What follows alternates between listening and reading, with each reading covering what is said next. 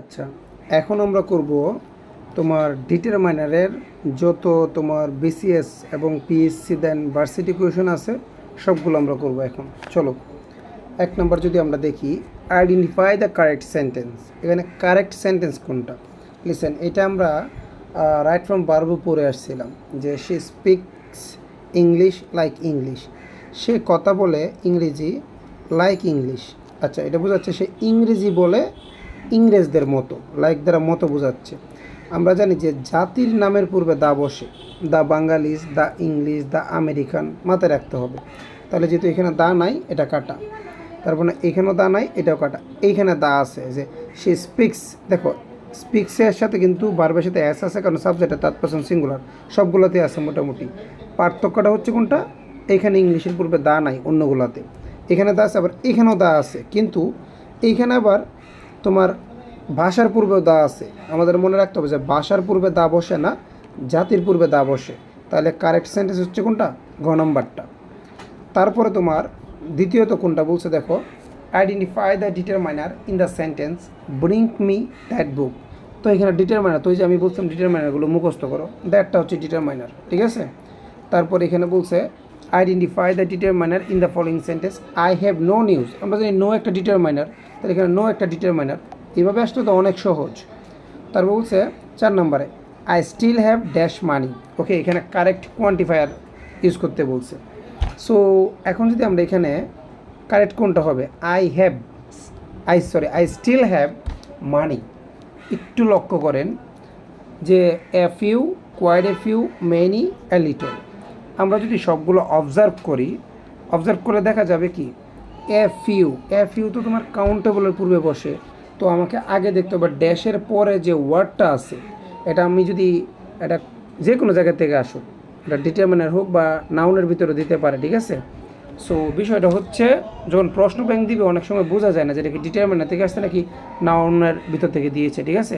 So আমার সবসময় লক্ষ্য রাখতে হবে যে ড্যাশের পরের ওয়ার্ডটা কি নাউন নাকি অন্য কোনো পার্ট অফ স্পিচ, অথবা এবং পাশাপাশি দেখবো এটা কি কাউন্টেবল নাকি আনকাউন্টেবল। তাহলে নাউন করতে গেলেও আমার সুবিধা হবে, ডিটারমিনার করতে গেলেও আমার সুবিধা হবে।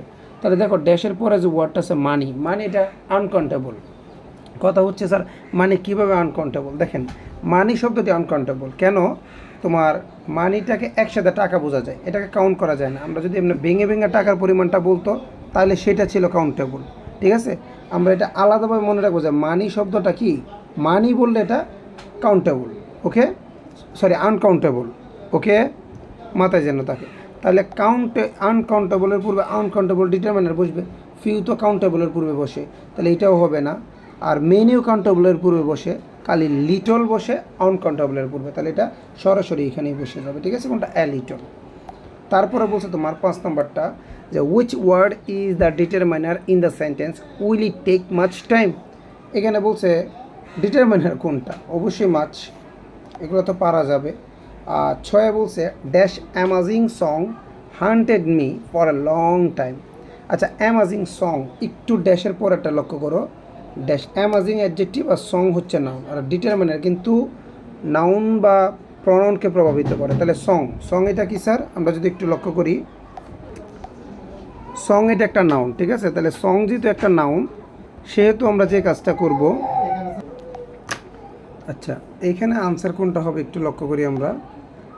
আনসারের ক্ষেত্রে যদি বলি আমরা দ্যাজ অ্যামাজিং সং, আচ্ছা সংটা এটা কিন্তু তোমার সিঙ্গুলার, বুঝো? তাহলে সিঙ্গুলারের সাথে জীবনও কিন্তু প্লুরাল হবে না। দ্যাজ এটা প্লুরাল, দুজ এটা প্লুরাল, আর দাস তত এইভাবে, তাহলে অবশ্যই দ্যাট হবে। এখানে আমরা অন্য কিছু দেখারও দরকার নেই, ঠিক আছে? That amazing song. তারপরে বলছে তোমার এখানে দেয়ার আর ডেঞ্জারাস ড্রাইভার্স, একটু আগে পড়ে আসছি মনে উদাহরণে, দেয়ার আর ডেঞ্জারাস ড্রাইভার্স, প্লোরাল। তাহলে প্লোরালের ক্ষেত্রে অবশ্যই একটা প্লোরাল ডিটারমিনার লাগবে।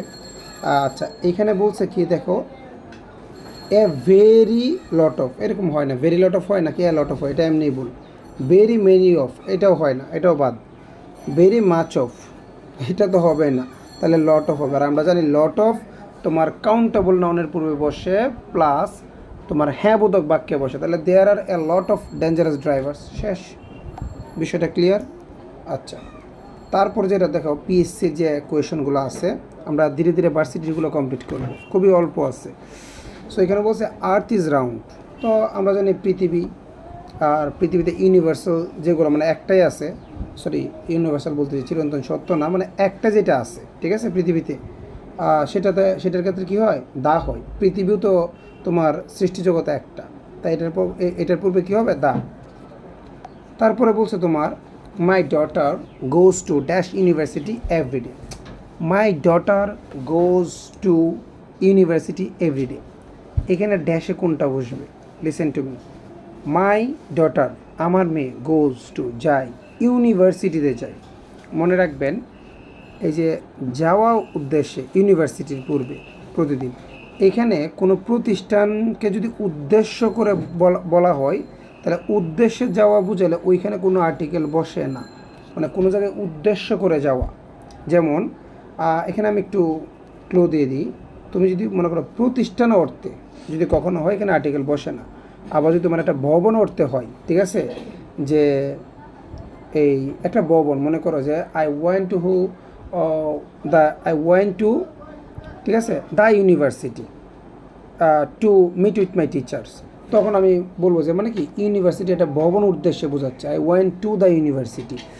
আবার যদি মনে করো যে মাই ডটার গোজ টু ইউনিভার্সিটি, এখানে আমার মেয়ে কেন গিয়েছে ইউনিভার্সিটিতে, পড়ার উদ্দেশ্যে, তাহলে ইউনিভার্সিটিতে তো পড়তেই যায়, মানে ওই ভবনে ওই উদ্দেশ্যে যদি কেউ যায় তাহলে সেখানে কোনো আর্টিকেল হবে না।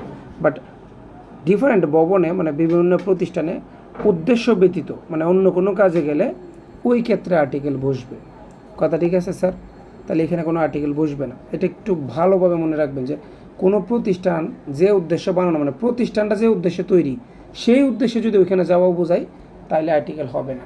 আর প্রতিষ্ঠানটা যে উদ্দেশ্যে বানানো ওই উদ্দেশ্য ছাড়া অন্য উদ্দেশ্যে গেলে ওইখানে আর্টিকেল বসবে। সহজ হিসাব, এটা মনে রাখতে হবে কিন্তু, কারণ এগুলো পরীক্ষায় এগুলো কিন্তু কনফিউশন সৃষ্টি করে। কারণ অনেকে দেখা যাবে এখানে এই যে ভাববে যে ইউ এর উচ্চারণ ইউ এর মতো, তাই এ বসাই দিবে আর্টিকেলের হিসাবে। এরপর বলছে কি, this is dash useful book for research. Okay, this is useful book, এটা একটা তোমার ইউজফুল মানে ব্যবহার উপযোগী বই ফর রিসার্চ। ইউজফুল বুক, বুক এটা কিন্তু সিঙ্গুলার, অবশ্যই এখানে একটা সিঙ্গুলার বসবে, তাহলে সবগুলোই তো সিঙ্গুলার, এটা তো নাম বলছে। এখন দিস ইজ এটা হয় একটি উপকারী বই, তো এই তো হবে এখানে। কিন্তু আমরা জানি যে ইউ কিন্তু একটা কি ভাওয়েলের পূর্বে কী বসার কথা, অ্যান বসার কথা, কিন্তু ইউ এর উচ্চারণটা যেহেতু ইউ এর মতো বসছে, তাই কি আমরা জানি ইউ এর উচ্চারণ যদি ইউ এর মতো হয় তাহলে অ্যান না বসে এ বসে, ঠিক আছে। 4 নম্বরে বলছে fill up with অ্যাপ্রোপ্রিয়েটেড article mister Raihan is. এটাও তো বোঝা যায় যে সংক্ষিপ্ত নামের পূর্বে আর্টিকেলের রুলস। এটা সংক্ষিপ্ত নামের প্রথম সাউন্ডটা যদি তোমার কার মতো হয়, ভাওয়ালের মতো হয়, তাহলে সেখানে এ না বসে এন বসে, যদিও এফটা কনসোনেন্ট, ঠিক আছে। 5 নম্বরে বলছে তোমার এখানে যে choose the appropriated article, can you speak Spanish. এই যে একটু আগে বলছিলাম আমরা যে ভাষার নামের পূর্বে কোনো আর্টিকেল বসে না, উপরে একটা পড়িয়ে আসছে, ঠিক আছে, তাহলে এখানে নো আর্টিকেল। আবার জাতির নামের পূর্বে আর্টিকেল বসে। তারপরে বলছে এখানে I have dash interest in the matter. I have interest, এটা ননের পূর্বে তো নো হবে। আই হ্যাভ নো ইন্টারেস্ট, এখানে কিন্তু নট হয় না, আর এই নিতে হয় প্রশ্নবোধকের ক্ষেত্রে, আমরা তো পড়ে আসছি, নাউন তো হবেই না, ঠিক আছে, নাউন একটা ব্যক্তিকে বোঝায়। তাহলে আই হ্যাভ আমার আছে, নো ইন্টারেস্ট, নট হয় না। আই হ্যাভ নট কখন হয়, তোমার হ্যাভও তো একটা অক্সিলিয়ারি ভার্ব, তাহলে এখানে নট কেন দেবো, আচ্ছা হ্যাভ নট দিলাম।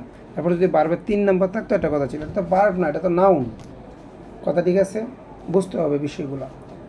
এরপরে বলছে he is dash M in English, ওই আবার সংক্ষিপ্ত নাম, তাহলে এম বলতে গেলে প্রথম অক্ষরটা বাউলের মতো, তাই এটা কী হবে, অ্যান হবে। তারপর ড্যাশ অনেস্ট পারসন, এগুলো আর্টিকেল থেকে দিচ্ছে, ঠিক আছে। অনেস্ট, তো honest person never tells a lie. Honest এখানে এইসের উচ্চারণটা কিন্তু উচ্চারিত হয়নি, যেমন এইসের উচ্চারণ হচ্ছে হ, এখানে উচ্চারিত হচ্ছে অ, তাহলে এইসের উচ্চারণ যদি অনুচ্চারিত হয় তাহলে তার পূর্বে কি এ না বসে এন বসে, তাহলে দেবো অ্যান অনেস্ট পারসন।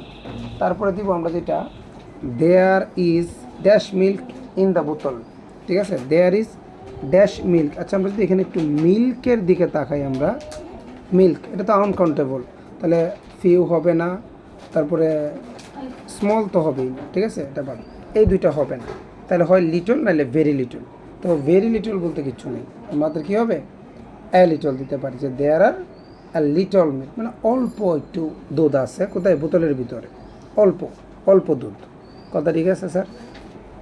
কারণ এটা আনকাউন্টেবলের উপর বা আনকাউন্টেবল ডিটারমাইনার বসে, কেমন? আচ্ছা, তারপর যদি আমরা দেখি 10 নম্বর, এখানে কি বলছে sir, there were dash guest than I accept. লক্ষ্য করে এখানে কিন্তু দেন আছে, তার মানে এটা কি অবশ্যই একটা কম্পারেটিভের দেন থাকা, THAN দেন থাকলে কম্পারেটিভ কিছু হবে। আচ্ছা গেস্ট, এটা কিন্তু কাউন্টেবল, গেস্ট নাউনটা এটা কাউন্টেবল, তাহলে লেস তো হবেই না, লেজার হবে না, কারণ এগুলো হচ্ছে লিটলের কম্পারেটিভ ফর্ম। কোনটা লেজার বলতে কোনো ওয়ার্ড নেই, তাহলে হয় ফিউ হবে নাহলে ফিউয়ার হবে, যেহেতু কম দেন আছে তাহলে হবে ফিউয়ার, দুইটাই কাউন্টেবল। তারপর বলছে which word is the determiner in the sentence will it take much time, তো ডিটারমাইনার কোনটা, মাচ। ওকে 12 নম্বরে বলছে fill in the blank with the correct quantifier, there is dash hope that they will be found alive। আচ্ছা there is dash hope, আচ্ছা আমরা ড্যাশের পর একটা দেখি হোপ, হোপ এটা কি নাউন, ওকে ফাইন, আশা নাউন বোঝাচ্ছে, এটা কি সিঙ্গুলার না প্লুরাল? হোপ একটা তোমার সিঙ্গুলার নাউন, ঠিক আছে, তাহলে সিঙ্গুলার নাউনের সাথে সিঙ্গুলার ডিটারমাইনার বসবে, সিঙ্গুলার কোনটা স্যার, লিটল। ওকে আচ্ছা আরেকটা কথা, এটা কাউন্টেবল নাকি আনকাউন্টেবল? হোপ কিন্তু তোমার আনকাউন্টেবল, কারণ হোপ কি গণনা করা যায়, তাহলে ফিউ হবে না, সেভারেল হবে না, তাহলে এখানে লিটলই হবে, ঠিক আছে।